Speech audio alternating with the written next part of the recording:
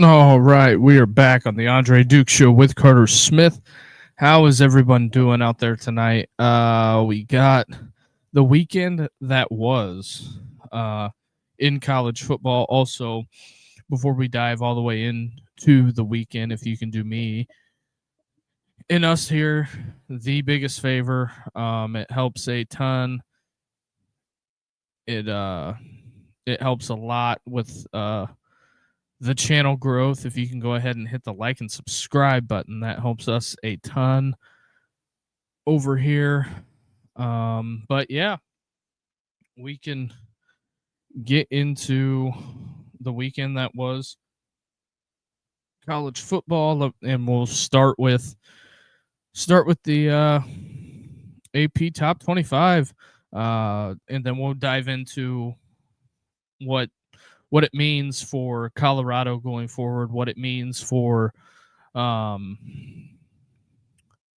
Brian Kelly going forward. I think those are two relatively important topics, to say the least. I know there's inquiring minds that are wondering as well. It's kind of wild. Also, we are going to open up the phone lines here in a few once we get through these graphics, and then also Joe's in the house as well this evening. Yeah, I told you I'd be here. Yeah. I was a little late on the on getting this thing going this evening, but just one of those things. But it is what it is. But we can dive into the AP top 25 poll. I don't think there's anything out of the realm of possibility here. You've got and also the back part of the show, we're also going to bring in the open up the phone lines as well. But Ohio State, Indiana, A&M, I don't think there's any out of that first row of teams 1 through 5. There's no disagreements from me.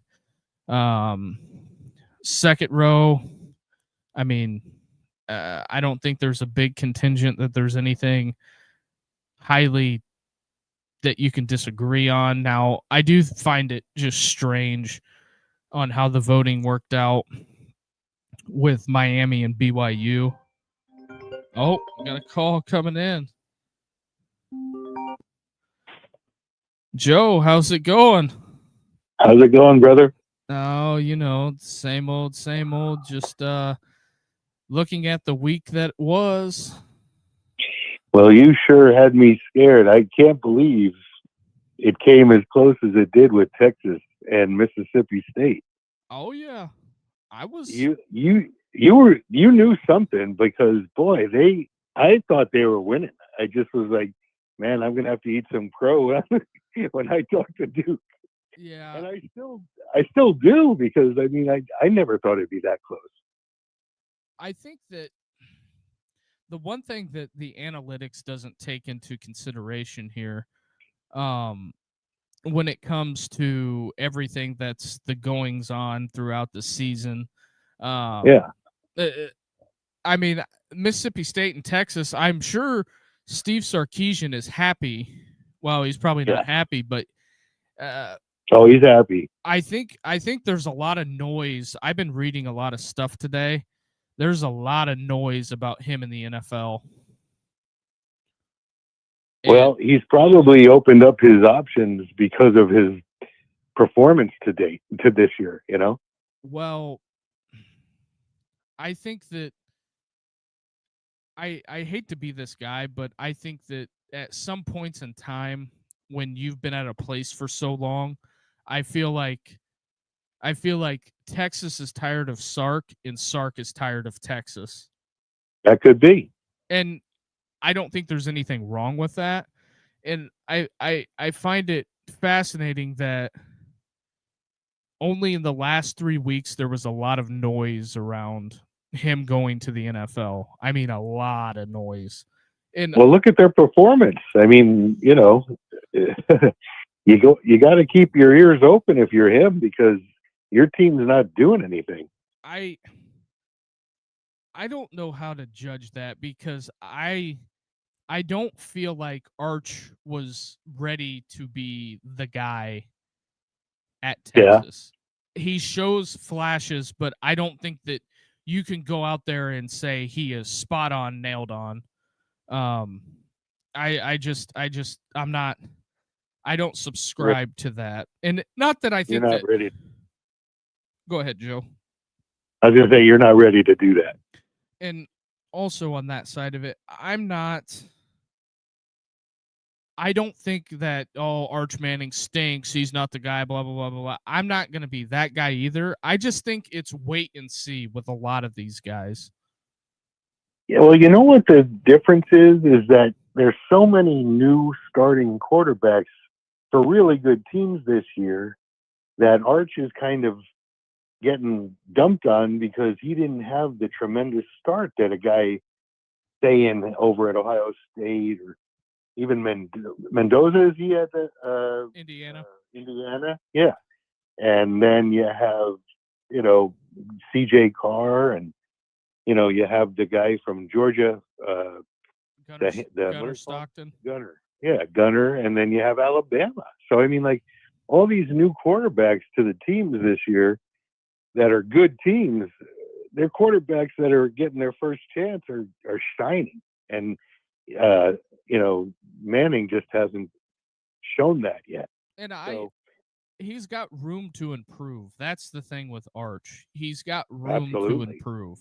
And I think that's one thing that everybody needs to realize, I think. But it's a Texas thing. I don't think the people at Texas, they have a lot of people that have big money there. And this is just my opinion on it. I don't think that Sark's agency his agency came out and released a statement that all the rumors between Steve Sarkisian and the NFL, we have not released anything or put anything out there that he's interested in the NFL. He's focused on Texas, blah, blah, blah, blah, blah, blah, blah, blah, blah. You wrote about 50 words you didn't need to. But where I stand on it is that these reports don't just come out of anywhere. Right. They don't come out of, they just, especially with all the other news happening, with all these other firings happening. Penn State has kicked it off. Yeah. Penn State kicked it off. Let's. And then Napier right behind them. I mean, I guess my thing is that when you're looking at it, I guess what was that guy's name? Brent Pry from Virginia Tech. He was the first guy officially. Well, technically, Kent State's coach was the first guy officially fired because he got fired in spring ball for like stealing credit card. Like, I don't know. There's a lot of. I'll have to ask Richie about that because there's a lot of insider stuff that didn't get reported, but I've heard stuff, and that's the thing. If I came on the podcast and talked about everything that I heard about, right, or even remotely referenced some of the stuff that I heard about, people would lose their mind. Yeah, social media, it's noise. And in Florida firing Billy Napier, I don't know how that's going to shake out because now you run the risk of there could be 10 openings in the SEC this year. Wow. Because okay, let me get a pen here. We'll do this thought exercise. If I can get a pen. No, I had one back here. So in the SEC, LSU has fired their coach. LSU fires Brian Kelly. Florida fires Billy Napier. Arkansas fires Sam Pittman. I think a lot of people forget about that. So now we're up to 3. You're up to 3 of 16. And I'm not really trying to steal somebody's thunder here, but let me get here to the standings and get the conferences up. But Well, then you can go to hot seats, or so Sarkisian. so those are just guys that are fired right now. Shane Beamer. So you have 3 coaches fired. You have South Carolina. Shane Beamer is probably going to leave. So there's another opening. Hot seat, yeah. Well, I think that's a mutual parting ways, to be honest. Because Well, what do you think Sarkisian is? so then you have Texas that Sark leaves if he goes to the NFL. And then you have Mississippi Do you State. think that's a mutual parting, or is that just opportunity? Oh, that is. I think that if Texas loses to Georgia, that team will they'll be on quit watch. Mm-hmm. So you have Mississippi State. My guy's show that I watch on MPW Digital, he kind of hinted that Jeff Lebby is throwing his name out there for potential jobs. So Jeff Lebby could potentially leave. And you have the Kentucky Wildcats also. Are they going to make a move? Are they going to sit back and make a move on Mark Stoops? That was also something that they had discussed. I don't think I think if Stoops Kentucky's has got an 60 opportunity, million. he should. Yeah, I think if Stoops has an opportunity, he should get out of there. I think he'll go the ACC. Mm-hmm. Well, anything would be an upgrade from Kentucky. Well, in my opinion, they're as bad as South Carolina. But of course, you have a lot more positivity towards Beamer than I do.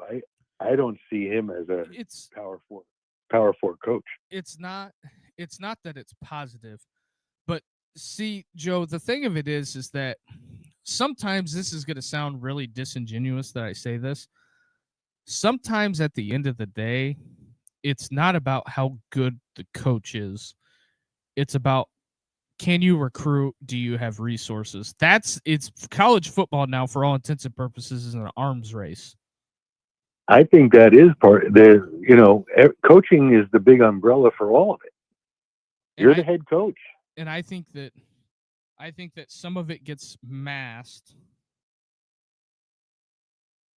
And some of it gets masked in other things. But I think? I mean, like a head coach, it falls on you to be the recruiter, because if you have 17 guys on your staff that are recruiting, if you're not getting guys, it's on you.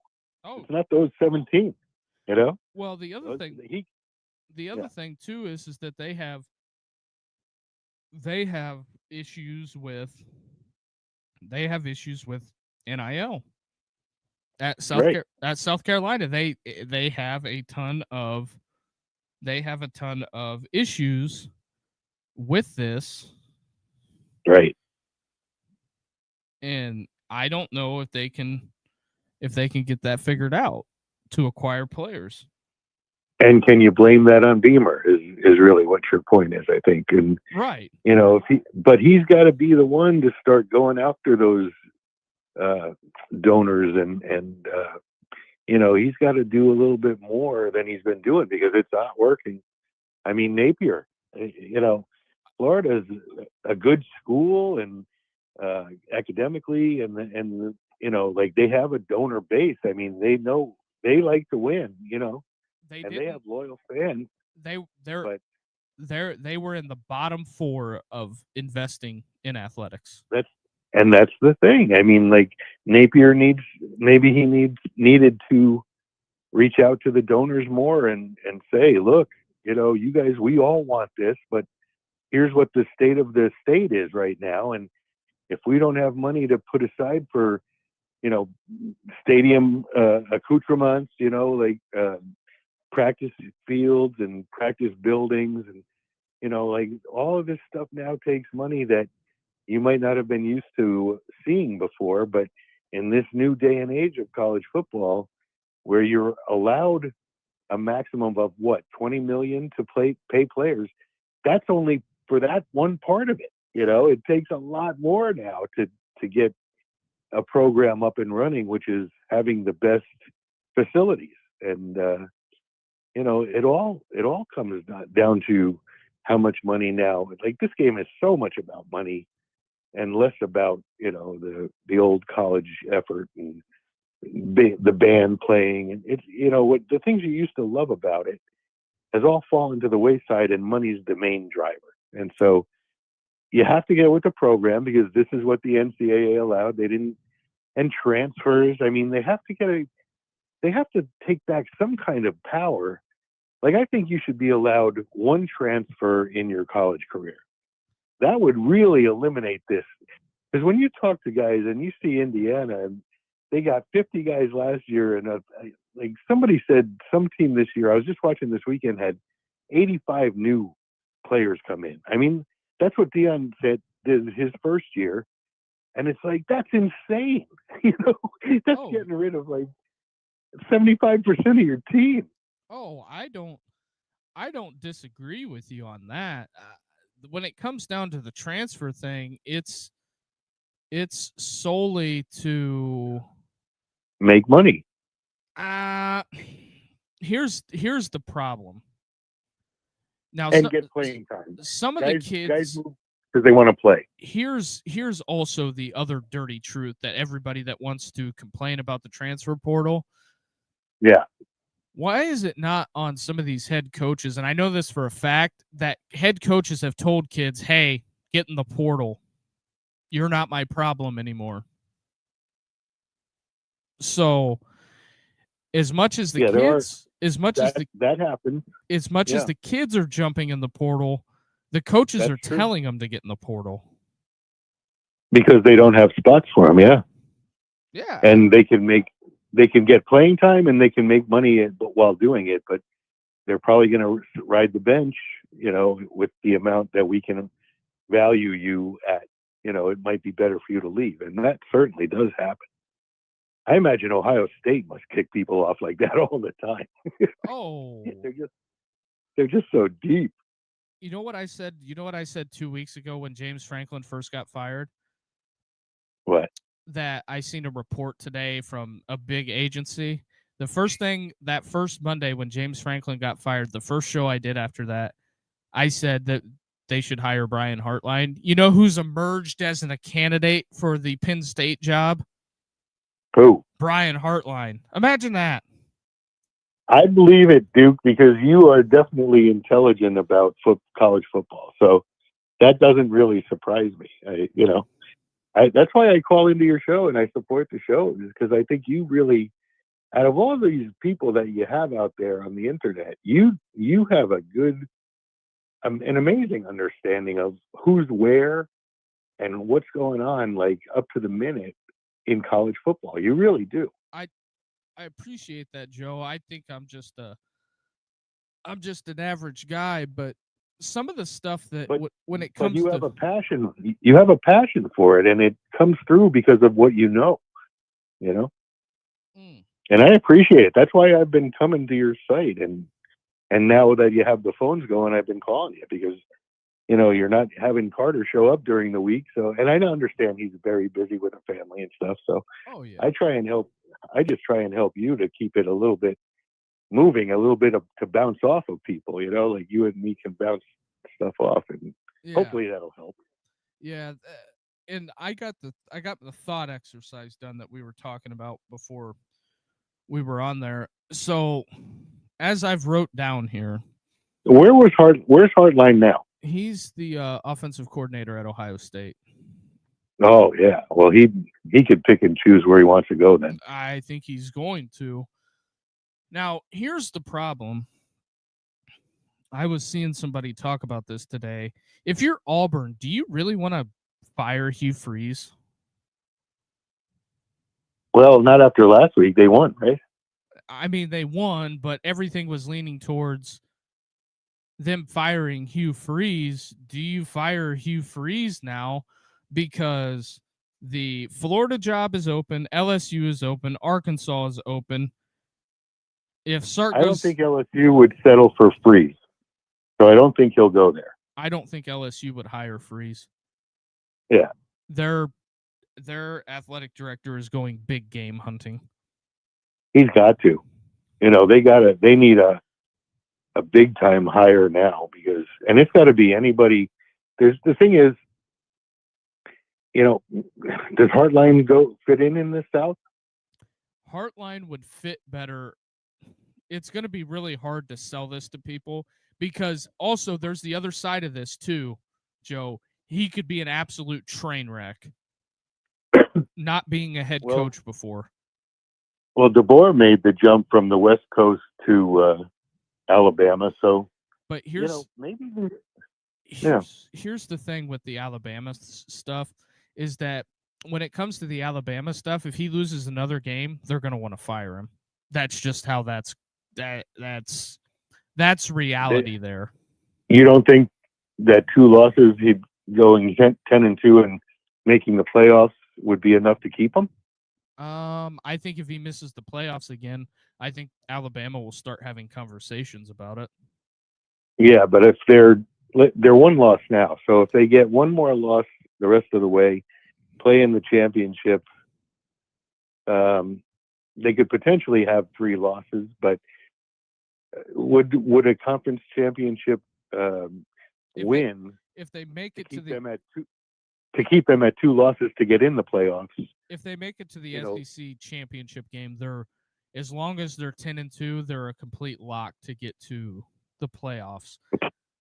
So do you think that would get him fired if they lost the playoff game to make it 3 losses? I think as long as he makes the playoffs consistently, like every year, I think that he'll be fine. Now the issue comes. But you were just talking about this year, like. Oh, you think he'll be gone if they lose another game? Is that what you said? If he loses another game and does not make the playoffs, because you're really not guaranteed at 10-2, because you're going to have a whole bunch of maybe 11-1 ACC teams. I don't know how this playoff thing is going to shake out. I think you're going to have a whole bunch of 10-2 teams, and that's where the committee is going to have to really stretch their heads on which 10-2 teams are better than other teams, because it's setting itself up because the SEC has so many 1-loss teams now that could still get another loss. It'll be interesting to see how the conference championship winds up for them, because if Texas A&M wins out 1 loss, right, or no loss. Texas A&M is undefeated, but Alabama right now is undefeated in the conference. They would have to drop two games. But they lost to Florida State, so that's going to hurt them. Yes, that is. But see, here's the thing. So if they lose another, go ahead. They have an open date, and then they play LSU, which is probably going to be relatively a corpse by then.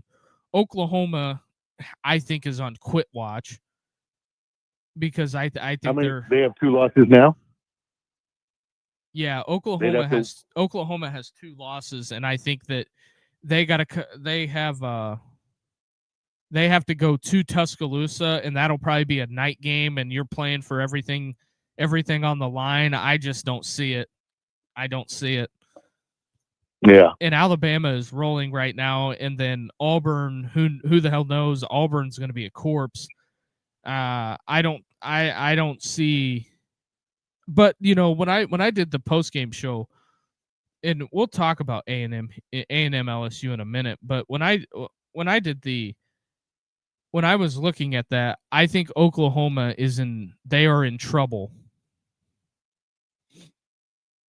Oklahoma, because if Brett Venables doesn't make the playoffs, do they move on from him? Do they do what?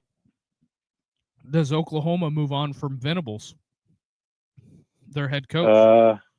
I don't think so. I think they still would have some leash for him. Listen to this 3-game stretch. You got to go on the road to Tennessee. You're probably not winning that game. I think they will. I don't think Tennessee's as good as people think they are. I mean, they took Georgia all the way down to the wire. Yeah. But granted, it was at home. But see, here's the thing with Heupel's teams. Tennessee plays really well at home. Yeah. They struggle on the road. Okay, so Oklahoma has to go to Tennessee. Oklahoma's got to go Tennessee this weekend, and then they have to go to Tuscaloosa, and then they have a pissed off Missouri team that they're about to play. Well, in 3 weeks. Yeah. So you have 3 ranked matchups you have 2 on the road, and then you come home and play Missouri, and then you're going to play what's left of LSU. So it's a tough road. It's tough because they already have 2 losses. So you're right. They won't finish with less than 3 losses, in my opinion. And is that enough to keep Venables? I still think yes. I see defensive guys. I always like defense over offense. Like Heupel's a genius for offense, and I don't know what DeBoer's situation is, but Kirby Smart, I think, is a defense guy. Like all these defensive head coaches with a defense background, they are kind of rise. Everybody at the end of every year, if it's a coach that coached defense, they're pretty much going to stick around and be competitive at least. So I feel, yeah. Go ahead. Sorry to cut you off there, but here's my final synopsis on the SEC, and then we'll dive into the Brian Kelly stuff. Now, let's just say Elko's not going anywhere. We can check A&M off the list. So there's one. They know they are coaching game 1 of 2026. This is what I'm going to base it on. Alabama, DeBoer is going to be coaching game 1 of 2026. Okay. This is where it gets interesting. If Sark goes to the NFL, if you're Kirby Smart, do you take that phone call? No. I don't think Kirby would take that job either. So Kirby's going to be at Georgia. Yeah, he's Georgia through and through. What's Lane Kiffin do? Kiffin can go. He can take Texas. He could take Florida. I think he could go where he wants at this point. I just think he's got more to accomplish with what he's done with his program now, that he'll want to stay and try and win one for them. After that, he can go anywhere. Here's the thing when it comes to the Ole Miss thing. At Ole Miss, they have been starved for a winner for such a long time, right? Yeah. If you go to Texas, you're just another guy. If you go to Florida, your likelihood of getting fired is very, very high. The same thing at Texas. All these schools that have these unrealistic expectations, if you're Lane Kiffin, you could have 2 losing seasons in a row, and Ole Miss ain't even going to flinch. With losing seasons? Yeah. Like 5 and 7 and things like that? Oh, yeah. I don't know. I don't know. I don't. If he has 2 in a row of those, I think he'd be big time on the hot seat. I think the people that don't matter would put him on the hot seat, but the people who do matter, that make the decisions, wouldn't move off of Kiffin. And I'm going to go out there, just my opinion. I think Lane Kiffin is the coach at Ole Miss next year. Yeah, I do too. Now, I mean, he's riding a good wave, Duke. I mean, he's not feeling any pain right now. It's like the only pain he felt was this last loss, but it's still a very good season of probably getting to the playoffs. And here's the other thing too. While we're going down here, if I am Lane Kiffin, the only jobs that would move the needle for me, one is open is LSU and Texas, if it opens up. But why not Penn State? I mean, he's not a South guy. He was up out in California for a while. I mean, he can move to any part of the country he wants. He's not necessarily locked into the SEC. Well, I hate to be the bearer of bad news. Lane Kiffin does not like cold weather at all. It is a non-starter. Yeah. So Okay, so yeah, so maybe not Penn State, but who knows? What maybe he likes the idea of doing Maryland, no, or Iowa, or nope. yeah, I don't know. It so many. We don't know him good enough to know what's in his brain of what his future would want to look like. Here's here's So my thing. I don't think Lane Kiffin knows what Lane Kiffin wants to do, right, and I think he's kind of a he's so he's hyper kind of a he's a focused. flighty. His brain is like flighty, kind of like Jim Harbaugh. Like they have some coaches that are just a little bit unique and a little tweaked in the head. And I like that about him. I like it when a coach is a little bit off. I didn't care for Harbaugh because he had Notre Dame's number, whether he was with Stanford or Michigan. But as far as his way of going about things, and of course he bailed on them as soon as they were getting in trouble for cheating and things like that. Well, So I think the Harbaugh thing, he did everything he could to get back to the NFL, and I hate to be that guy, but the dude can coach ball. Look at what he's done with yeah, the Chargers. I mean, I know. the, I tell you, he's a little bit flighty, like he's a little twerky in the head. and But I see that with Kiffin too. Like these guys, they are all about football when it comes to being on that field and in that practice and oh on that yeah, game day. They are at the top of everyone's list. I mean, they're good, and but I don't they're think funny. I think Lane Kiffin's big deal is that the last two guys that have won national championships at LSU have gotten fired. And I think this is something that people don't pay attention enough to. They don't pay attention to it enough. Is that LSU has fired Ed Orgeron, which it was going bad. There's no bones about that. It was going bad.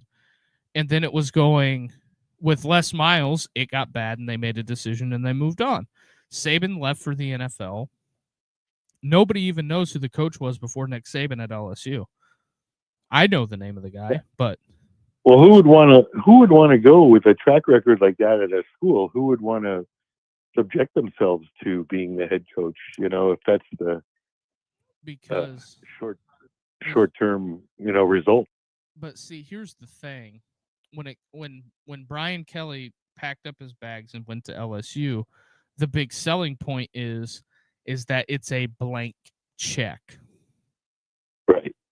And that's how it is at LSU. They will spend whatever they need to and whatever they want. That's the difference between Florida, LSU, and some of these other programs. Florida didn't hardly give Dan Mullen any resources, so he just said the hell with it and let the chips fall. If you don't want to give me resources to recruit and do certain things, I don't care. It's like if you don't care, I don't care. So Yeah, but is he back again to having some interest going there for a second tour? do I think Florida would? I think Florida better be worried about who they're going to get. Well, that's Because what I'm saying. Do you think Dan Mullen would do a second tour? no, I think where do I think Dan Mullen's going? I think Dan Mullen is going to go to. I think Dan Mullen is going to go to Penn State. I think they Yeah, on three had a interesting. report today. Andy Staples had a report that Urban Meyer has met with Penn State and he has met with Florida. Do I think Scott Strickland at Florida is interested in rehiring Dan Mullen? If you're Dan Mullen, I don't think you take that job. But I think Urban Meyer is trying to sell Brian Hartline to Florida. Okay. And I think he's selling Dan Mullen. He's selling Dan Mullen to Penn State. I'm telling you, some people may think I'm crazy, but why the hell would Urban Meyer be meeting with Florida officials if he ain't trying to get his boys jobs? Yeah. Did Mullen coach under Urban Meyer? Yeah, he was the offensive coordinator for the national championships. At where? Florida. So Yeah. when he was on Urban's staff. But you're saying at Florida, you're not picking Mullen for Florida, though. You're picking him for Penn State. Yes. For what Urban would want. Yes, because Florida's not going to rehire Dan Mullen. They already fired him once. If you remember, Dan Mullen got fired. Who's better? I mean, I don't necessarily think Hartline. I think Hartline would be better at Penn State, but I don't know if Urban's pushing that because it's a fellow Big Ten. It seems like Urban has really adopted the Big Ten over the SEC as far as his coaching and influence. Urban got a real raw deal at Florida because he got told no a lot. And then the alleged health thing, people can believe it or they don't want to believe it. But let me read you the top 10 jobs opened by Andy Staples, because this is where I'm going with this. So it has LSU ranked number 1. I don't think there's an argument there. It has Florida ranked 2. Except that we know that they don't give their coaches much of a leash. Like, they fire guys that win. My thing is that I don't think Florida's the second best job on this list as I'm looking at it. All right, keep going. And then it has Penn State 3, Arkansas 4, Virginia Tech 5, Oklahoma State 6, UCLA 7, Stanford 8, Oregon State 9, Colorado State 10, UAB 11, and Kent State 12. Well, that's a pretty weak list. I mean, Oregon State and Washington State and Colorado State. Yeah, Colorado State. I mean, these are the hot jobs. Those are really tough jobs. I don't know who would want to go to Kent State, to be honest. Penn State? Kent in the MAC. Yeah. I mean, what are they even? They shouldn't even be on the list. That's Colorado State, Oregon State, Washington State. Here's the thing that I don't know if Frank Wright's going to stay at Stanford. So he might, I don't know. Depends on what Andrew Luck wants to do, but out of the top 4 jobs, I think Arkansas, if you can get the resources, Hunter Yurachek, I'm surprised they haven't fired him yet, to be honest. AD? Yeah, he's the AD that after they fired Sam Pittman, he kind of held his hand up and said, "Hey, my bad. I guess we didn't give him enough resources to win." Like, how do you make that statement after you fire the coach? Yeah. Like, I don't get that. Like, it does not make any sense on why you would say that out loud. Well, unless they're trying to make it easier on him, like they want him to be able to land a job. So they're blaming themselves, like, "Oh, it's not you, it's me." Sam Pittman's 65 years old and has $9.8 million coming to him. I think he'll be all right. Yeah. But still, I mean, they're probably just saying it's not you, it's me. Oh. And that's also enticing to another coach that they might be interested in. Is they're not blaming the coach, they're blaming themselves. Okay, and not that we're trying to make this so SEC centric. If I am LSU, on my short list, Marcus Freeman is on the list. Yeah, he's not going there. I don't know. Yeah, he's not.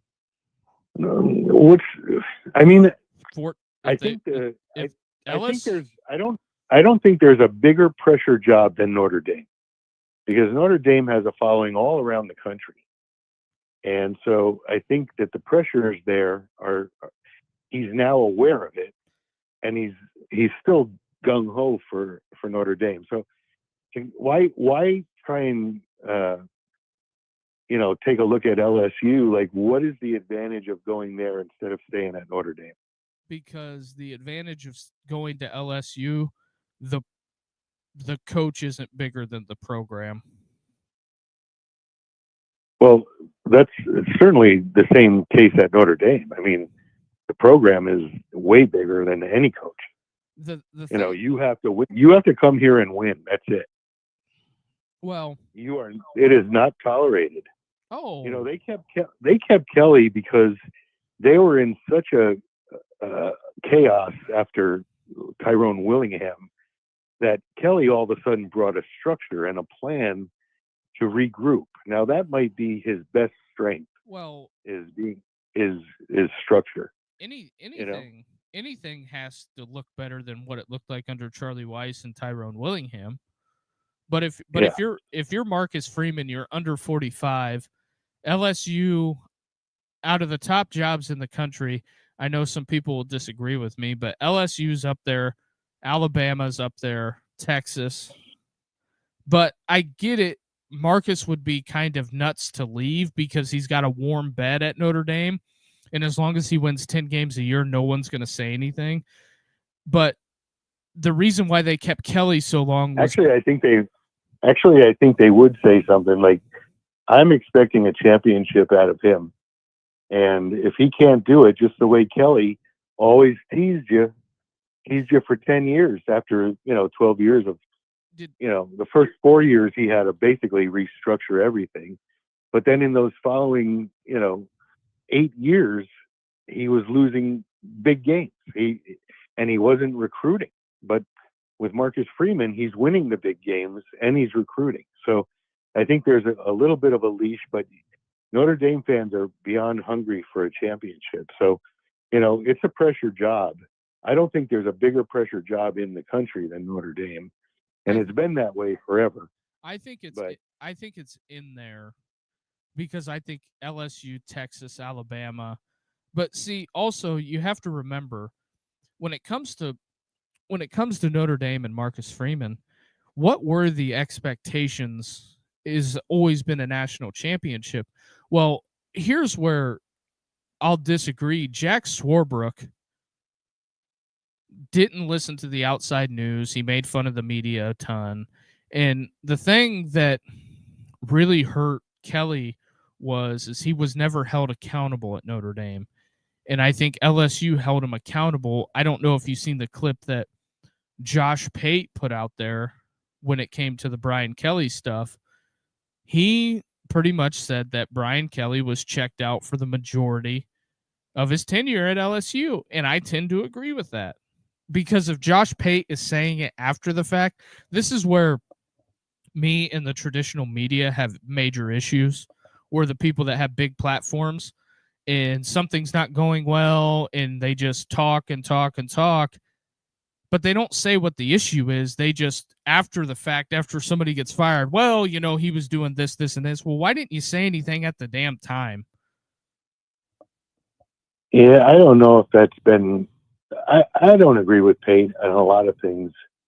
He's one of those guys that tries to stir it up and get interest. But in terms of Kelly checking out, in his first year at LSU, I doubt it. And his second year, I doubt it. The only time I really saw him look dejected was this last game, and he just didn't. He was arguing at first, and then all of a sudden, that second half, he just watched and was glum. He was not happy, but he wasn't yelling and screaming like his whole tenure has been blue face, right? Yeah, but here's the other thing too. I think when everybody's seen that Brian Kelly was going to LSU, the vast majority of people said that this was not going to work. Oh, for sure. I knew it wasn't. Like, he can't win the big game. And I don't even think it comes down to the big game. I think, but this is where some of the coaches, and I have some coaching friends that watch this, but there are coaches out there that live the lifestyle of they're not going to do anything to me. They're not going to fire me. Where would they be without me? That's Kelly's mentality at Notre Dame the last 5 years he was there. They're not going to do anything to me. Why would they fire me? And then I want to come to Notre Dame, or I want to leave Notre Dame because I want to win a national championship. And then what does Marcus Freeman do in his third year? He takes him to the national championship. And outside of probably one of the greatest wide receivers ever, Notre Dame has a puncher's chance at that, and he didn't have a quarterback that could throw the ball down the field. I know people out there love Riley Leonard to death, but that kid couldn't throw the ball. Yeah, I totally agree with that. But as far as Kelly leaving to want to win a championship, that tells me there's no way he was checked out. Oh, I think so, because they offered him. I think Pate's wrong on that. I think it was a big buyout, and I think Brian was arrogant enough. He was arrogant enough to sit there and say, I got $50 million. This university ain't going to fire me. But when I knew the tenure was done like dinner was when they were getting blown out at home against Alabama last year. And I'm just like, that's not a good look. And then they get blown out by Alabama. And then they lose the first game to Ole Miss this year. And then they lost to Vandy. And I went back and watched the Vandy game. I could tell on the sideline they quit on him. I mean, Malik Neighbors today put on his Instagram story somebody kicking rocks. You know what that's reference to? That's reference to Brian Kelly, because you know why? The kids didn't like him. And that has a lot to do with it. Contrary to every X's and O's guy's, belief and every football guru on the internet, if the kids don't like you, they'll be able to tell. They'll be able to snuff it out. Garrett Nussmeier, when they took Nussmeier out, and the whole the Weeks kid also not playing, you could just tell it's a toxic environment. And that's always how it is with Brian Kelly. And you know how I know that? Proof of concept, Everett Golston. Everybody remembers how that ended. Yeah. And then the kid in the scissors lift. I think his name was Declan Sullivan, the kid that lost his life. Yeah. Well, I mean, that's just a fluke of a thing that happened. I mean, getting struck by lightning. Are you kidding me? I mean, it blew over. I look at the situations that have always surrounded Brian Kelly. I think they quit on him, and he didn't know. He's power hungry. When Neighbors was mad at him because he wasn't looked upon as a superstar. He was even splitting duties when he was under Kelly. And not only that, but Kelly, when Jaden Daniels was there, he was still trying to say, okay, Nussmeier is just as competitive. He's power hungry, it was so clear that Daniels was amazing. And yet Kelly didn't let him fully feel comfortable in the role. He was Nussmeier was always there for him. And that's what he did at Notre Dame. He took a freshman, Tommy Reeves, that sucked. And he made him, like you said, over Golson or, the guy that came right behind him from New Jersey. Oh, Deshaun Kaiser? No, not Kaiser. The other. Kaiser was Zaire. Yeah. I mean, he was trying to bench these guys that were like 4 stars in terms of rankings, and then he was going with his own, his own little project with Tommy Reeves as a freshman. It's like that guy, he threw the football like it was a watermelon. And what he would do is he would put up some pretty good stats, but when the game was on the line, he's throwing an interception and the game's over. And that's what he always did. Here's the thing that everybody wants to get with Brian Kelly. He had success everywhere he went. At Central Michigan, he got the Cincinnati job. He made Cincinnati. And, the one thing that he did, I think, that really put him on the map at Cincinnati was he developed Tony Pike into getting drafted. And that's what drew Notre Dame to him after the Charlie Wise, tenure was an absolute... he left Cincinnati in the middle of the night pretty damn fast to go to Notre Dame. And then he left Notre Dame pretty damn fast in the middle of the night to go to LSU. To go to LSU, yeah. And so his track record. So he's not making a lot of friends at his different stops. I mean, I don't think Cincinnati's real thrilled with what he did to them. And No, Grant, yeah, but remember, Cincinnati hired Tommy Tuberville to replace him. So it's very, very interesting to say the least on their hires. Yeah. And I'm not demeaning Tuberville, but Tommy's a hard guy to like. I mean, I'm not shocked that he's running for governor. I'm really not. Yeah. So you have that whole angle. I think one of the more underdeveloped stories here is what a job Mike Elko's doing at Texas A&M. Regardless, we'll cut out the white overalls. We'll ignore the Yell leaders, even though I think it's a cult. But they are doing one hell of a job down there at Texas A&M. Mike Elko and his staff.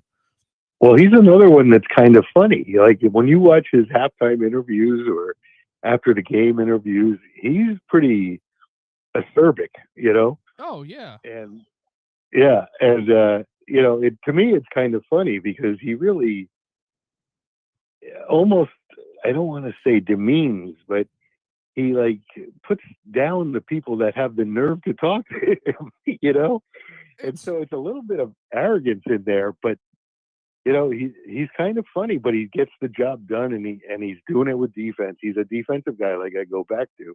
Yep. And also, let's be real here. Brian Kelly's lost to two of his students. He's lost to two of his former defensive coordinators. He lost to Elko, and he lost to Clark Lee. How about Clark Lee and Vanderbilt? We're talking about Vanderbilt being a playoff team. Texas A&M has not spit the bit. They are the number one team in the SEC right now. Them and Alabama are both undefeated. So, and here's the other thing. I know people have Bama fatigue, but I think since Saban's out of there, I think people can stomach Alabama a little bit more. And I think a lot of people just don't know anything about Texas A&M because it was for the last, I don't know, ever since 2014, since I joined the SEC, they've been, Texas A&M's going to get it going, and they've never got it going. And they constantly have the people from Texas making fun of them, and which they kind of have a right to, because it's very bizarre, to say the least. The whole Yell leader thing, the midnight yell, the overalls, the class rings, the dog deal. That's the highest ranking cadet out of all this. It's just a bizarre deal at Texas A&M. But Mike Elko is winning. Mike Elko is winning. That's the thing. Yeah. The best coaches, I think, that should win the award for best coach. I see three guys. I see Elko, I see Lee, and I see that guy Key from Georgia Tech. Like, they've done the best jobs this year of any of the coaches, I think. And I like Marcus Freeman, but what about Cignetti? Well, Cignetti. That's okay. I'll include him because of his last year getting that team that was a nobody into the playoffs with so many new people, and then this year he's got the same thing. He's brought in a lot of new people again, and he's doing it again. How do you explain that? I can't. I mean, so in that case, I'll agree, and I'll add him to that list. But I would say those four are so above the rest, in terms of what they've done for their programs. I mean, Clark Lee has taken Vandy, who was in Indiana 4 years ago, and he's made them like a powerhouse. Of course, you take Pavia off of that roster, and Vandy. If you take him off of that roster, they are nowhere near as good as their record shows. I also think when it comes down to it, I think the Jerry Kill effect is real at Vanderbilt because he runs the entire offense. Clark Lee focuses on defense, and they have a pretty good deal. And see, the big thing that I look at that as, Clark Lee, brings in Jerry Kill, but Jerry Kill was on the verge of getting Minnesota rolling before he quit at the University of Minnesota. Okay. And he did have some health issues. He had seizures, but he also, I don't think would have, even if his contract would have ran out, he wasn't going back there because of some of the things behind the scenes. He had some kids get accused of some stuff that wasn't true, that had to go to junior college and end up putting their lives back together over a false accusation. But another coach that I would like to talk about, since I got you here, what about BYU's Kalani Sitake? He's also undefeated. I think BYU, they haven't won the prettiest games, but they're undefeated. Well, I'd give the edge to Dillingham over him in that Big Ten, just because they've proved it. Like, this is a 1 year. It could be hit or miss. Like a lot of the SEC teams. Like, all of a sudden you have one team that wasn't doing anything, and then they come close, like Texas A&M. And I think it's that kind of thing for BYU. This guy is not proven enough to me yet, but I like what Dillingham has done at Arizona State, because he took Texas. Like, Texas was ready to win it last year. They had the motivation and passion. This year they don't have it. For whatever reason, Sarkisian doesn't have these guys ready to give their utmost, And last year that was a different story. They were playing hard for him.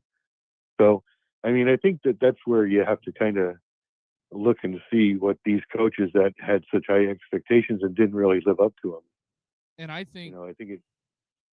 one thing to add on the BYU thing, in basketball, they've signed the number one prospect.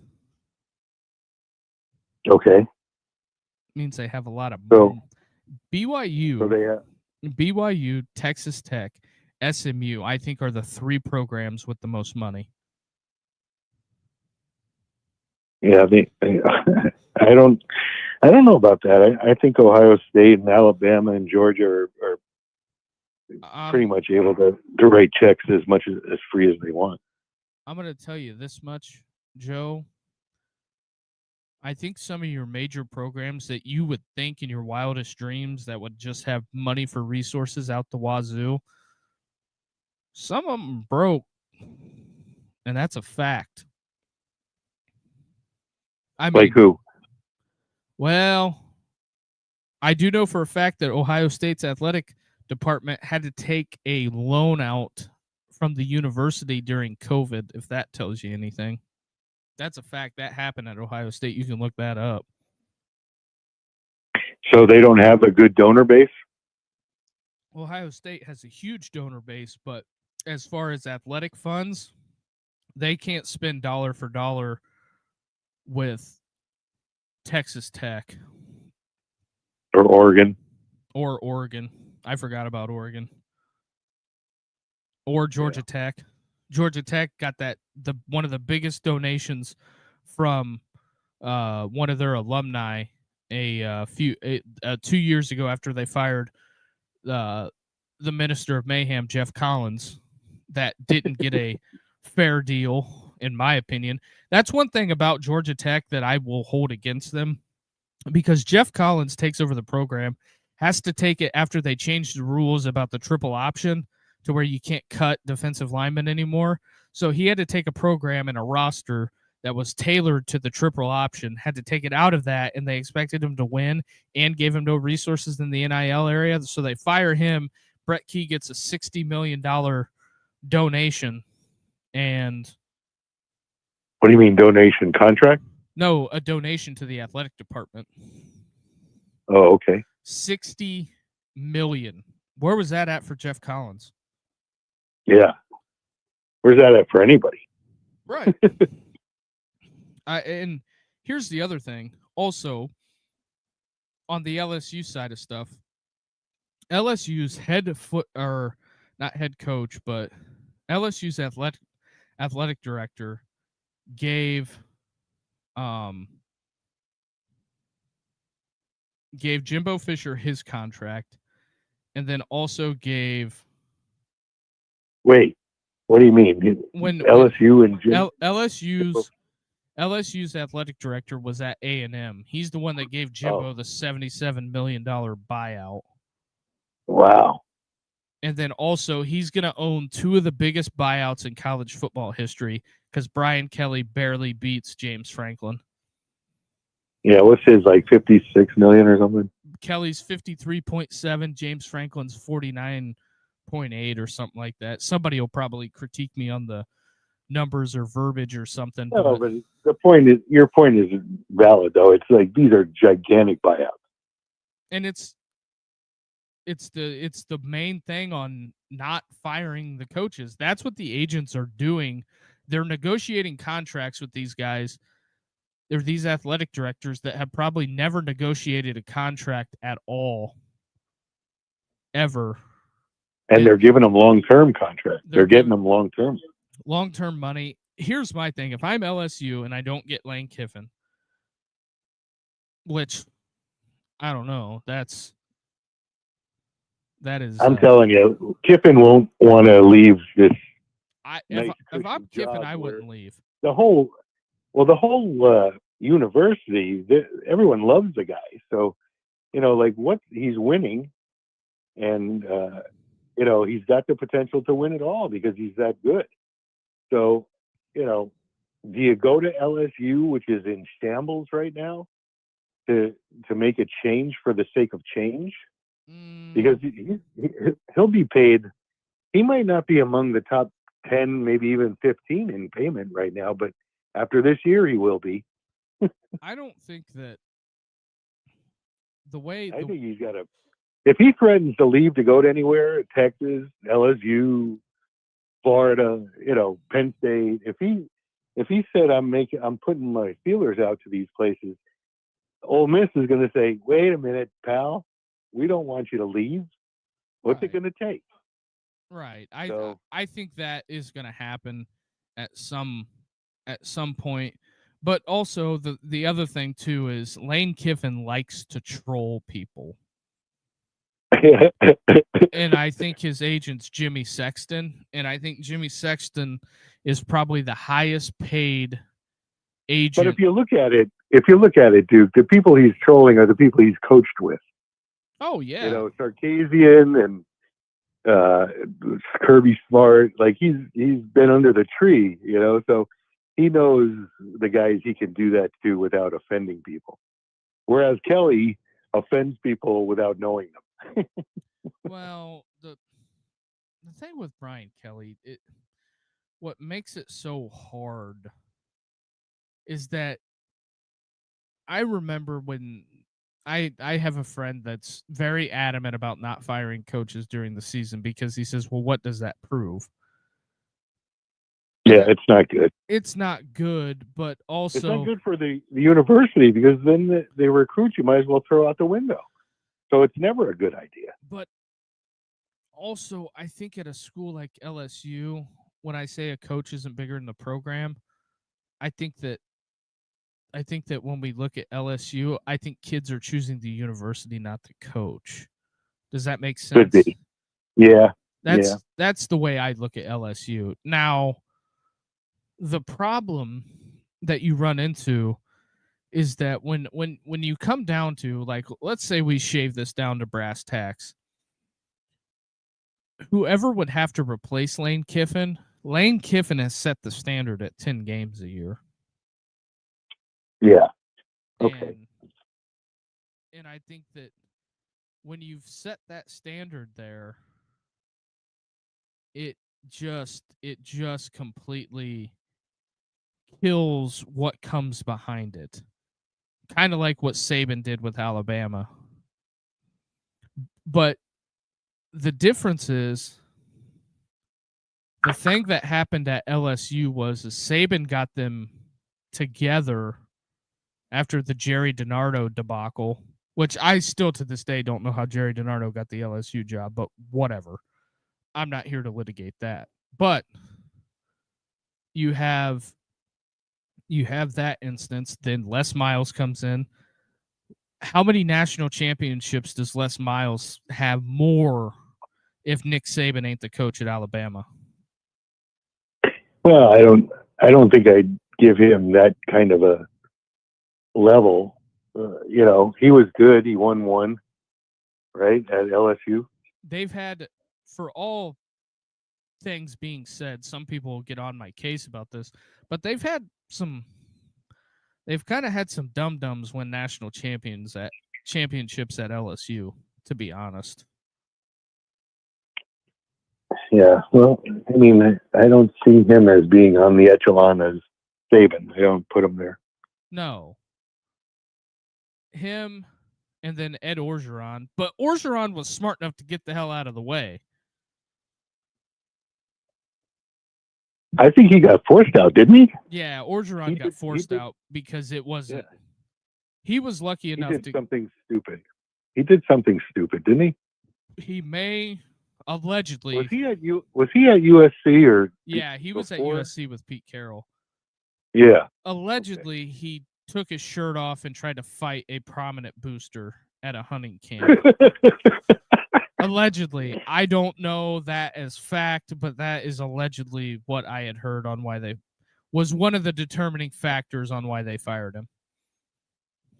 So the booster was probably drunk and said, "You didn't do shit. What do you won one championship? Come on, we want more." But this was being a drunken brawl, and Orgeron is like mentality of a type A. I'm going to kick your ass, and then I'll talk to you. Yeah, and I don't look. Do I think that happened? That Ed Orgeron ripped his shirt off and challenged a guy to a fight? 100%. I think that happened. Now, probably did, but they were probably both drunk, Now, is there more to that story? Absolutely. Yeah. It'd be interesting. It'd be interesting to interview Orgeron. No, with that in mind. I don't think anybody would have enough. In fact, gold. What is Orgeron doing these days? Why isn't he in coaching? He got $17.1 million to leave LSU.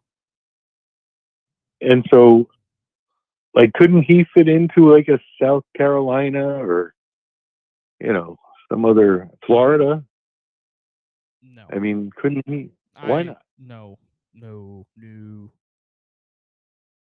Yeah, maybe not Florida, but South Carolina. I think he could. No. Yeah. Who do they have as options? If Beamer leaves, who do you think they can?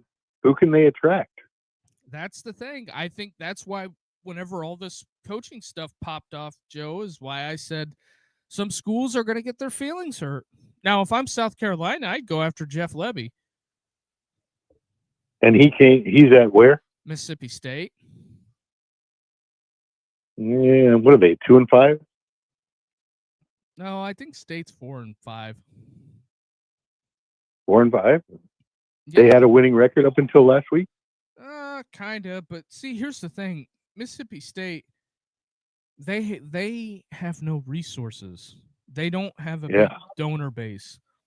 And when anybody does anything good there, they all leave. Yeah. Like Dan Mullen had them in the college football playoff for a couple of weeks until they lost. And then Dan Mullen takes the Florida job because it's a better job than Mississippi State. No offense to the people at Mississippi State, but right. Florida is a better job than Mississippi State. Yes. Even though I don't think it's a huge upgrade over Mississippi State, but just if you're talking about finances alone, that's enough to say it's a better position because they're more ready to give the program what they need, more so than maybe their basketball team or, et cetera. Also, here's the other thing too. Gotta position the iPad just right. But here's the other thing too. The other thing we're not talking about is the biggest cocktail party is next week, right? Yeah. With the committee, you mean? No. The biggest cocktail party, Florida, Georgia. Oh, okay. I'm going to go out on a limb and say Kirby's good friend or one of his good friends is Billy Napier. Okay. And Georgia's getting 7.5. I'm going to go out on a limb and just say that is Where's the game? that is going to be a thrashing. Is it at Florida? It's at the neutral site. It's always a neutral site between Florida and Georgia. Oh, okay. Like, that's right. They always play it in Jacksonville. But, yeah. So, yeah, Georgia's going to crush them. And I don't think Kirby's going to call the dogs off either. Well, they can't now. Nobody can now. Now it's become, do your worst damage for 60 minutes or 55 minutes. At 5 minutes, they might put in their second string quarterback, but 55 minutes, they're going to try and kill you. That's what all teams are doing. All teams. I think they'll definitely. I think Kirby's going to run it up on Florida. Yeah. I think he's going to run it way up on Florida. Because they fired Billy, and some people will say, "Oh, that's just stuff like that." And here's the other thing is that these coaches also are people too. Yes, they're people. They have friends. They're multimillionaires, but yet they're people. Right. Now, do I think Billy Napier deserved to get fired at Florida? Hell no. My thing is I hope Billy gets another opportunity, gets another job in the SEC, and I hope he is successful. Just to say, what about him? What about him to South Carolina? That could be a possibility, but I don't know if they'll touch him because he's got a bad record. It'd be hard to sell to the fan base to get people excited. And what about Mississippi State? If you think Levy's going to leave if he gets an opportunity, if Billy Napier gets $10.5 million, regardless of whatever he does, whether he wants to do underwater basket weaving or if he wants to shoot skeet off his back porch and coach football. He gets $10.5 million from Florida from when they fired him. They have 30 days to pay him $10.5 million. Okay. So what? Does that mean he won't be interested in Mississippi State? Oh, I think Billy wants to coach. He likes it. Now, the one thing I will say is sad. What about Kentucky? Would he go there? Maybe. But see, here's the thing. It's really expensive to fire Mark Stoops. That's the problem. What about Arkansas? Maybe if they don't give it to Petrino, but I can't imagine they would give it to Bobby Petrino. That would mean. I'm just throwing situations out there because you like Napier and you think he wants to stay in the SEC. So those are the teams that are probably going to be looking for somebody at his level. I wouldn't be shocked if Mike Bobo, Georgia's offensive coordinator, gets offered a job if he wants to do it. Yeah. He probably gets offers all the time. They just did some great things for Georgia for the last 5 years. Well, they had somebody else, Greg Roman. He replaced Greg Roman. 4 years ago? No, I think it was last year he replaced Greg Roman. He went. Bobo's only been at Georgia this is his second year? Let me look. I have to. It feels like I've heard his name being talked a lot in the last few years. We'll get to the bottom of this. With the power. We're on. We got you going an hour now, Duke. It might be time to let it go to the next. What time? When's your next show? My next show will be tomorrow, but. Yeah. So we can pick things up. But hold on, I'm really interested in this now.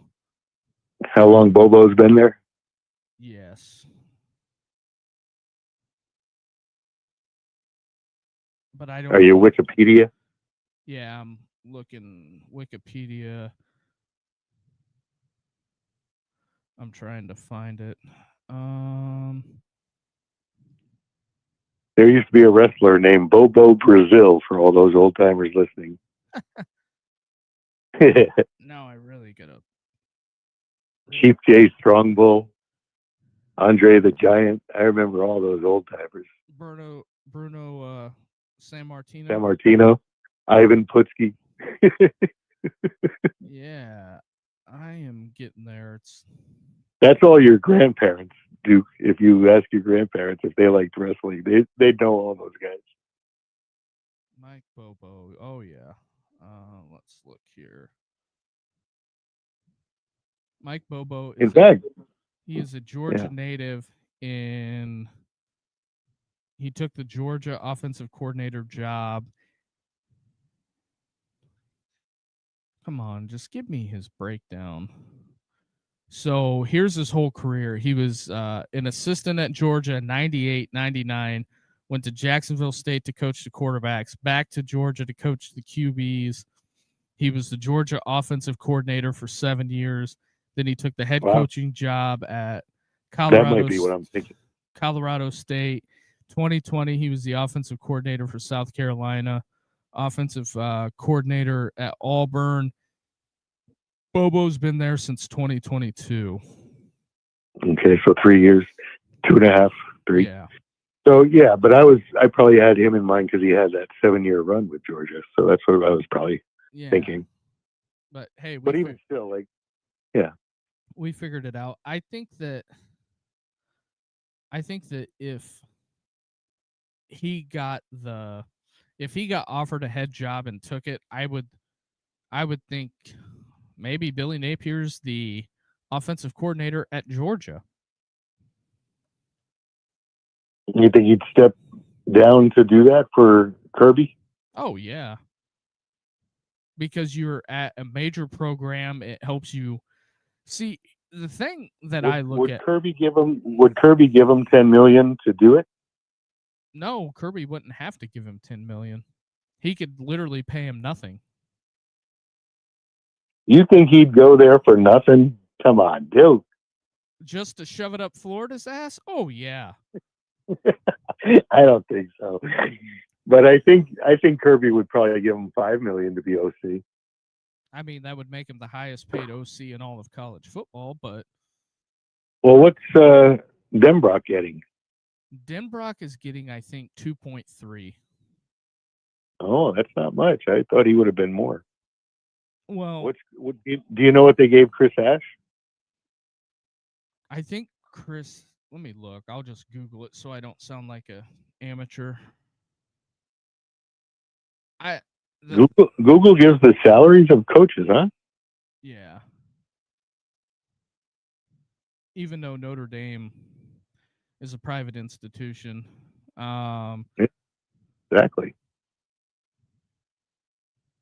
And not part of a conference.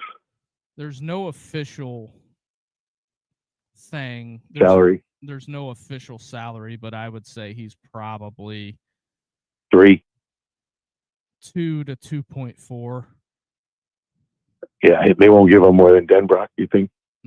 Probably just as much. But if Notre Dame goes on a dynastic run in the college football playoff, I think Chris Ash will be up for jobs as well. Yeah, well, it depends on how they got there, but yeah, he might. Also, I mean, stepping back into the Big Ten,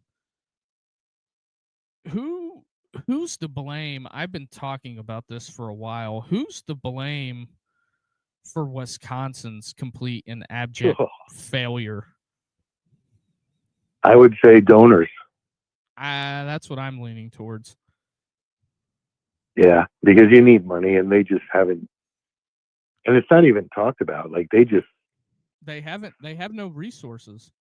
Yeah, they just slunk down into, instead of like being one of the top offensive lines every year, and getting a very good quarterback maybe every 3 or 4 years.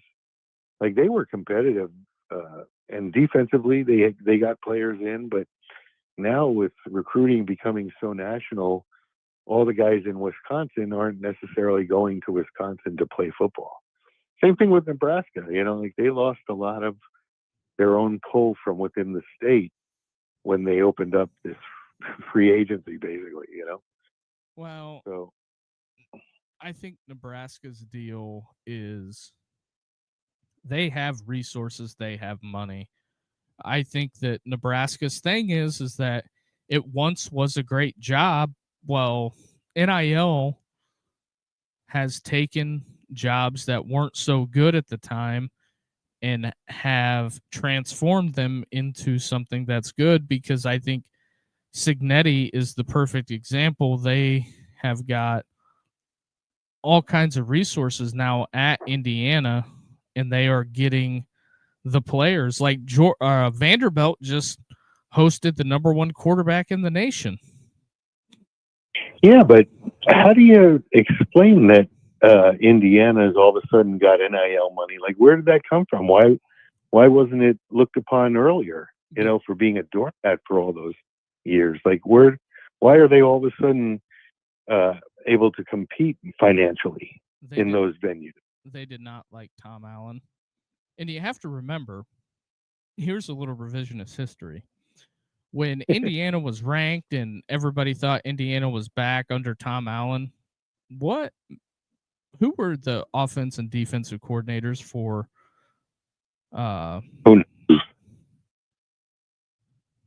it didn't matter. They were just doormats. Well, when they had Michael Penix and Indiana was ranked like number 9 in the country during COVID. You know who their offense? Oh, no. Was Penix transfer? Yeah, he was Oregon, right? He transferred to Washington, but you know who their offense and defensive coordinators were at that time? Whose were? Indiana's, when they were really good the first stretch. Were they good the first stretch? What do you mean? First Signetti? Before last year? Before Signetti during COVID, I think they got to number 9. They beat Penn State. Do you know who his offense and defensive coordinators were? No. There's his offensive coordinator was Kalen DeBoer, the head coach at Alabama. Yeah. And then his offensive coordinator was DeBoer? Yes. Wow. And then his defensive coordinator was Kane Womack, which is Alabama's defensive coordinator. Right now? Yes. They were both at Indiana University. That's pretty impressive. Oh, yeah. It's really impressive. And then DeBoer took the Fresno State job, and he takes the Fresno State job. It goes well, gets the Washington job, and then bam, he's at Alabama. He took the Fresno State head coach? Yeah, when he left Indiana. Because wasn't the guy that took Fresno State, I'm thinking Cal. He was at Cal before he went there. He might have. It might have. I'm not. I guess I can Google that. Yeah, there was a very good coach that turned Fresno State around. I thought he was at Cal when they started becoming very competitive. The list of Cal or Fresno State head coaches. Let me go. I gotta sort the years. So DeBoer was there. I would go back about 8 years and see what their coaches were, the coaching tree there. They had an interim, and then they had Tim Skipper, and then the current guy, but Jeff Tedford. Where did Tedford? That's who was at Cal. Yeah, that's who I meant. Yes, and then he was at. I think he had to step away for health reasons, and then he came back to Fresno State to replace DeBoer. Okay. So there's that, but that's just kind of. That's pretty amazing, though, that Indiana had those guys back not that long ago, obviously. Right, and that's how that's as the carousel turns. Yeah, they started turning the program around with those guys. And I mean, we got currently 12 openings in college football. And there's more. There's more to come. Yeah, absolutely. This college football is such chaos now. I mean, it is just crazy. It's way more wide open than NFL, you know? Oh yeah, 100%. NFL, you know, those owners, they made themselves a pretty good deal of what they're going to allow within that private. And they don't even pay taxes. Did you know that? Oh yeah. NFL? The NFL is a non-for-profit. Yeah. It's funny how that works, Yeah. huh? It's disgusting. All That's those owners. But and they have good control. You know, like the players have a union, but they typically succumb to what the owners are going to allow in the do you know what the biggest thing in the world is that I find hilarious? And it's a Major League what? Baseball thing. Do you know the Dodgers own their parking lot? Yeah, well, okay. And I believe to get into the Dodgers parking lot, I think it's all cash.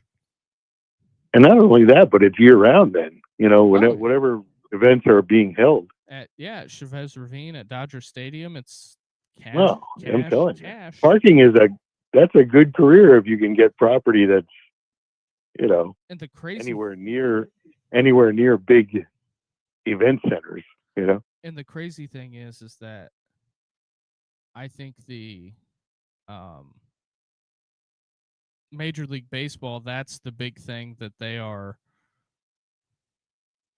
that the players union and them are coming to an impasse about. If you've noticed, all of the big time baseball teams Well, that have built I would think, Go ahead, Joe. you know, universities must be the same way. You know, if they own the property, those universities, they probably own the parking. Most. You know, so it's all about the gate receipts from parking to concessions. You know, it's during football season, and they're only going to get richer come the expanded playoffs. I mean, you know, that's gate receipts every week that you all of a sudden nearly probably double, depending on how far your team can go. Oh. You know, because you play 6 games at home, and then you have the potential for maybe not, maybe that first home game you get a little bit more, but probably not to double it. But it's still it all counts. You know, all the concessions and parking and all that. Oh yeah, the thing that I've always looked at when it's came to that is when they started with the alcohol sales. Yeah, sure. And the thing of it is I remember some universities are like, we will not sell alcohol. And then the first ones that are like, sign us up. And they looked at the receipts of what those universities made in the first year. They're like, yeah, we're selling beer. Yeah, they're old enough to handle it. You know, it's just bizarre to me that you have some of these schools that are reluctant to change, that didn't adopt the NIL when they needed to, like the Wisconsins. Yeah. So yeah, Clemson. that's kind of where it sits. I'll be interested to see what on where it shakes out, because I think we're going to 16 teams in the playoffs. Well, we might even 24. Oh, I think so. I would like 24 now as opposed to this 16. Why not? If it doesn't mean it's extra games played, which it won't, you know, you'd still have the buys, and then you'd still have the home games. Well, the problem is with the calendar. They've got to. Here's what I really think is going to happen, and this is just pure speculation. Duke, I wouldn't say I'm wrong on that. I think if you go to 24 teams, I don't think there will be a bye. I think it would be 1 versus 24, 2 versus 23, etc. It seems like there won't give it in, because then you'd have to have extra games played. I think if you give a bye, I think if you have top to bottom 1 to 20 versus 24 and all that, I think it still comes out to playing possibly 16 games in a year. Does that make sense? Does that sound right? Well, I don't think without a bye, I don't think you have additional games. Well, because you're not starting with a bye. Right. So here's here's where I think after 1 week you're down to 12 teams, right? Right. And so with a 16 team, that would be the same as the top 4 getting that bye, right? So you'd have the 12 teams still going at it. Well, if there's 24 teams, you'd still have 12 going at it. And I don't think they're talking about reseeding it either. I think they're going to leave it as the original thing, and you just go from there. So 12 would go down to 6. 12 games down to 6. And 6 goes down to 3. So there's got to be something that doesn't make that work out, because if you go from 24 teams down to 12 after 1 week, and then from 12 you go down to 6 teams left, right? Then that means three teams and 3 teams play, right? Do I have that right? I think I'd have to look at it at a bracket, but I know that's the thing if you go from 12 teams, 24 teams go down to 12, 12 goes down to 6, 6 goes to 3. So how is that going to work? You're thinking after the first round, you're thinking there's 24 teams total. And then after you would play the first round, you go down to 12 teams, but it's only 6 games. And then the next round, you would have everybody would play each other. 6 teams, but only 3 each. 3 teams playing 3 teams. Right, which would be 3 games. And then after that round, I just have to look at it on the bracket. But regardless, where I'm steering the conversation to is, I think, unless that group of 5 comes in again and makes it 4 teams left or whatever. But here's where I am sitting on it, is I sit on this as a potential to move college football up 5 weeks. Yeah, I wouldn't mind an earlier start. Because I think they're going to do that, because what I initially think is going to happen is you're going to get 18 games in the NFL. You're going to get 18 games, and they're going to put an extra bye week in there. Plus, you're going to have 2 weeks for the Super Bowl. So instead of the Super Bowl being played mid-February, it's going to be played the last week of February or the first Sunday in March. If they add an extra game, and they might add extra playoff teams. Right. So, because the NFL, in order to get more money out of the TV networks, they have to create a new block of games. Right. That's the loopholes. And that's what college will do too. And I think the national championship will be played at the Rose Bowl, is what they're shooting for. Well, that was one of their scenarios, to give it good weather and no excuses and all that. Yeah. So college football would be over, because that's why they moved the transfer portal the way they did for people. What do you mean? Like December you have to, or is that the recruiting? Well, December's the transfer portal got moved to January 2nd through the 16th. I think eventually you're going to get spring football chunked, and they're just going to have like OTAs like the NFL. And instead of in the spring. yes, instead of having the spring football period, I think you're going to get you're going to get OTAs mixed in, then you'll go straight into training camp, which will be in July, or will be in June instead of July. Yeah, and then start the season in August? Start the season probably the first week of August.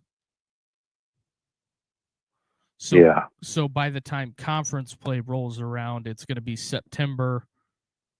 It'll stay on track because they'll probably throw buys in there to where all the college football playoff stuff will get, all the playoff games will be done. Or will they add more conference or out of conference games to appease that? Well, the SEC did it, so everybody plays 9 now.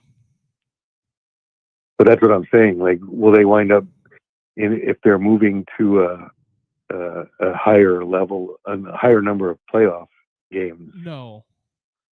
Will they include a more out of conference games in order to, I would say, determine.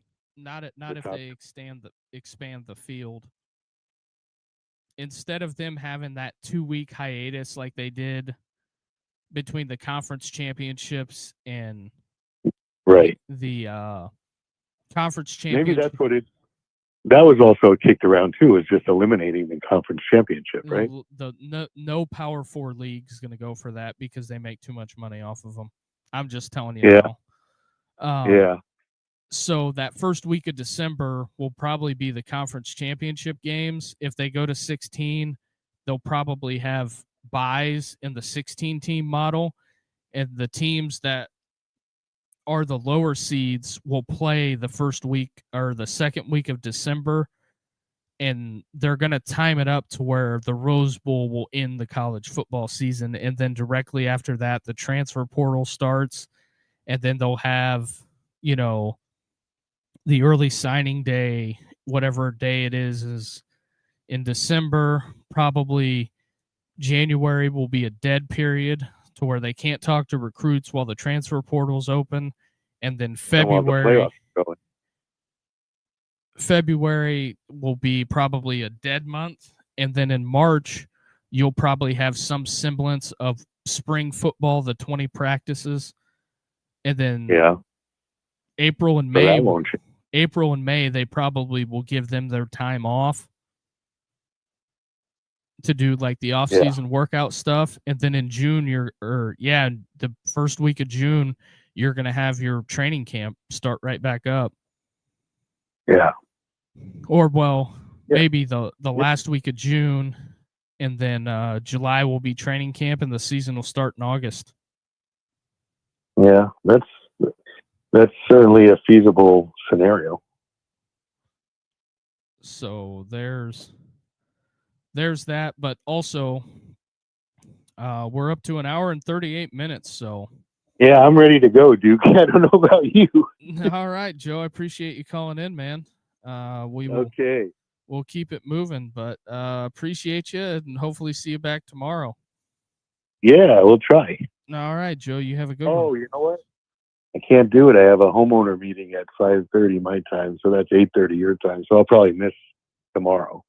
All right. Where are you at on Wednesday and Thursday and all that?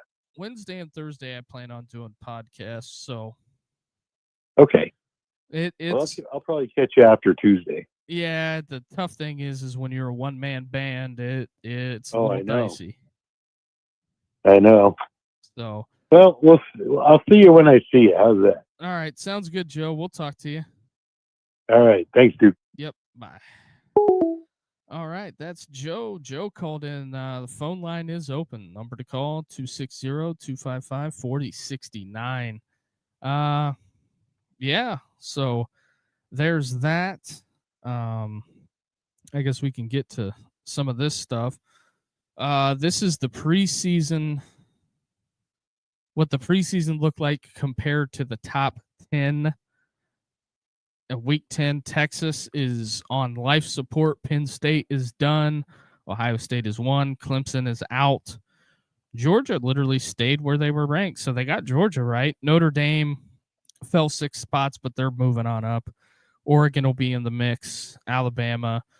The next coach that is potentially going to be on the hot seat, if they lose, I'm just saying, if they lose, will be Mario Cristobal. I'm just telling you, it'll be Mario. Some people may disagree, but it will probably be Mario Cristobal. Here's the AP Top 25. I'm sure everyone's seen it. Virginia sneaking up there. Just telling you, keep an eye on the Cavaliers, or the ACC's got 1, 2, 3 teams, 4 teams in the top 25. So keep an eyeball on the situation and the temperature at Miami. Here's the updated Heisman poll. Ty Simpson, Mendoza, Reed, Pavia, Sayan, Hayes King, Trinidad Chambliss, Moore, although I think he'll fall out. I don't think the kid from Cincinnati's got a real shot, and I think Gunnar Stockton's probably not going to win the Heisman. That's just my opinion, but I think it's a 4-man race right now. Pavia, Reed, Mendoza, Simpson. But if Pavia gets Vandy in the playoffs, I think it's Pavia's award to win. We went through this. Coaches vacancies ranked. I don't know. I think that's a crapshoot. I don't know what UCLA is going to do because Tim Skipper's had a whale of a time. I think that at some point you've got to. I think that they'll.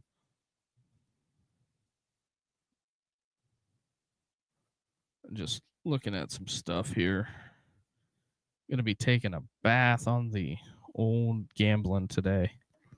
But I look at it as I think that I find it fascinating that where we're at in college football, everything's so emotional. My guy Neil and Tyler said that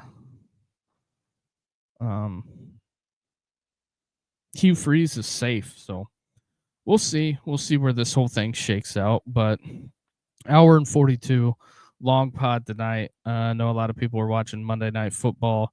Appreciate everybody who has jumped in and offered some stuff. Also, if you can do us the biggest favor, if you've made it this long, can you hit the like and subscribe button? And then that helps this channel a ton. If you subscribe, helps us a bunch. But I guess I'll cap it there. It's 10:30. It's a school night. So we will talk to you guys tomorrow. Everybody have a good night. Also, like and subscribe, please. That helps us a ton. We'll talk to you guys later.